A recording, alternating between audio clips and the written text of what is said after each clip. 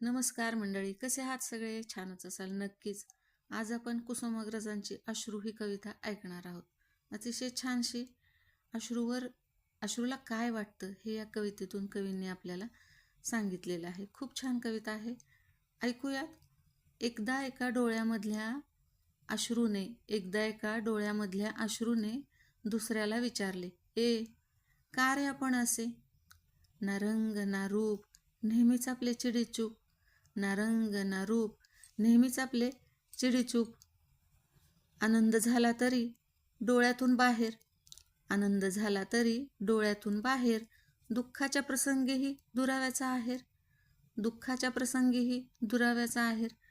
कोणीच कसे नाही थांबवत आपल्याला, किनाराही साधा नाही या पापण्याला. दुसऱ्यालाही जरा मग प्रश्न पडला, खूप विचार करून तो बोलला. रंगरूप नसले तरीही, चिडीचूप असलो जरीही, आधार ठेवतो भावनांचा, आदर राखतो वचनांचा. सांत्वनाचे बोल आपणच, अंतरीही खोल आपणच. सुखात आपले येणे व्यक्तिपरत्व, दुःखाच्या प्रसंगीही आपलेच मात्र महत्व. आपल्याला कोणी नाही थांबवू शकत, बंधनात नाही कोणी बांधू शकत. उद्रेक आपल्या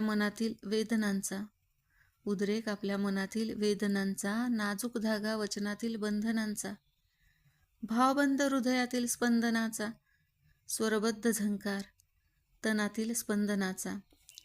म्हणूनच आपले बाहेर पडणे भाग आहे. आपल्यामुळेच हे जग उभे आहे. अशीच आपली ही कहाणी ऐकून अश्रूची ही वाणी, अश्रूच्याच डोळ्यात हळू चाले पाणी. अशीच आपली ही कहाणी ऐकून अश्रूंची ही वाणी, अश्रूच्याच डोळ्यात हळू चाले पाणी. कुसुमाग्रज. आता माझ्या कवितेच्या 4 ओळी बघा या संदर्भामध्ये. सुखाच्या जोडीला दुःखाचा सहवास आहे. त्या दोहोंना सामावण्यासाठी एक अश्रू पुरेसा आहे. कशी वाटली कविता? आवडली असेल तर नक्कीच लाईक करा, शेअर करा आणि सबस्क्राईब करा. धन्यवाद.